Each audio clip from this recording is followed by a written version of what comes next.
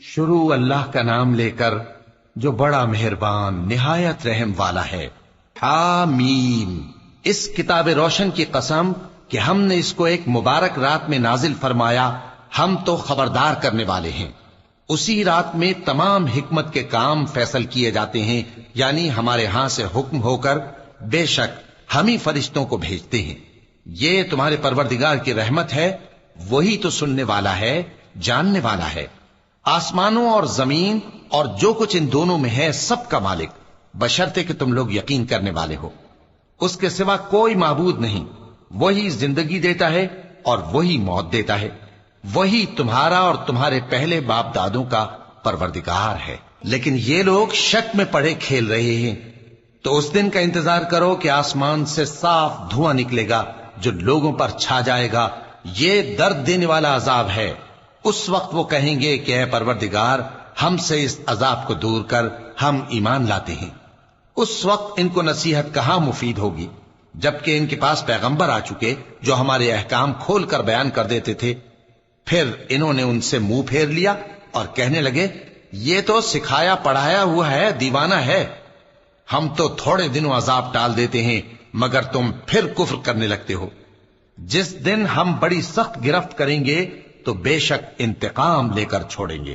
اور ان سے پہلے ہم نے قوم فرعون کی آزمائش کی اور ان کے پاس ایک عالی قدر پیغمبر آئے جنہوں نے یہ کہا کہ اللہ کے بندوں یعنی بنی اسرائیل کو میرے حوالے کر دو، میں تمہارا امانت دار پیغمبر ہوں، اور اللہ کے سامنے سرکشی نہ کرو، میں تمہارے پاس کھلی دلیل لے کر آیا ہوں، اور اس بات سے کہ تم مجھے سنسار کرو میں اپنے اور تمہارے پروردگار کی پناہ لے چکا ہوں، اور اگر مجھ پر ایمان نہیں لاتے تو مجھ سے الگ ہو جاؤ۔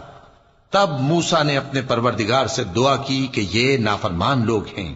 اللہ نے فرمایا کہ اچھا، میرے بندوں کو راتوں رات لے کر چلے جاؤ، اور فرعونی ضرور تمہارا تعاقب کریں گے، اور سمندر سے کہ ٹھہرا ہوا ہوگا پار ہو جانا، تمہارے بعد وہ پورا لشکر ڈبو دیا جائے گا۔ وہ لوگ بہت سے باغ اور چشمے چھوڑ گئے اور کھیتیاں اور نفیس مکان اور آرام کی چیزیں جن میں وہ عیش کیا کرتے تھے۔ اسی طرح ہوا، اور ہم نے دوسرے لوگوں کو ان چیزوں کا مالک بنا دیا۔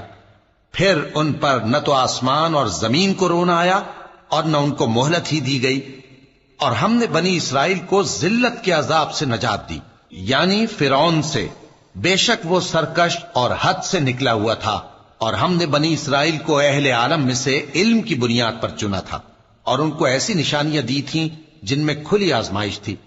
یہ لوگ یہ کہتے ہیں کہ ہمیں صرف پہلی دفعہ یعنی ایک بار مرنا ہے اور پھر اٹھنا نہیں، پس اگر تم سچے ہو تو ہمارے باپ دادا کو زندہ کر لاؤ۔ بھلا یہ اچھے ہیں یا تبا کی قوم اور وہ لوگ جو ان سے پہلے ہو چکے ہیں؟ ہم نے ان سب کو ہلاک کر دیا، بے شک وہ گناہگار تھے۔ اور ہم نے آسمانوں اور زمین کو اور جو کچھ ان میں ہے اس کو کھیل کے لیے نہیں بنایا، ان کو ہم نے تدبیر سے پیدا کیا ہے، لیکن اکثر لوگ نہیں جانتے۔ کچھ شک نہیں کہ فیصلے کا دن ان سب کے جی اٹھنے کا وقت ہے، جس دن کوئی دوست کسی دوست کے کچھ کام نہ آئے گا اور نہ ان کو مدد ملے گی مگر جس پر اللہ مہربانی کرے، بے شک وہی غالب ہے، بڑا مہربان ہے۔ بلا شبہ تھوہر کا درخت گناہگاروں کا کھانا ہوگا، جیسے پگھلا ہوا تانبا۔ وہ تھوہر پیٹوں میں اس طرح کھولے گا جس طرح گرم پانی کھولتا ہے۔ حکم دیا جائے گا کہ اس کو پکڑ لو اور کھینچتے ہوئے دوزخ کے بیچوں بیچ لے جاؤ، پھر اس کے سر پر کھولتا ہوا پانی اونڈیل دو کہ عذاب پر عذاب ہو۔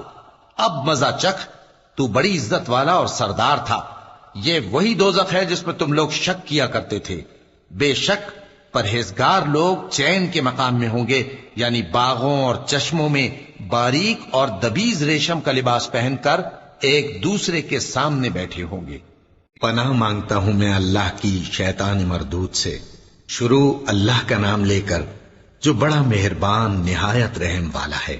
وہاں اس طرح کا حال ہوگا، اور ہم بڑی بڑی آنکھوں والی حوروں کو ان کی بیویاں بنا دیں گے۔ وہاں امن و اطمینان سے ہر قسم کے میوے منگائیں گے اور کھائیں گے، اور پہلی دفعہ کے مرنے کے علاوہ موت کا مزہ پھر نہیں چکھیں گے، اور اللہ ان کو دوزخ کے عذاب سے بچا لے گا۔ یہ تمہارے پروردگار کا فضل ہے، یہی تو بڑی کامیابی ہے۔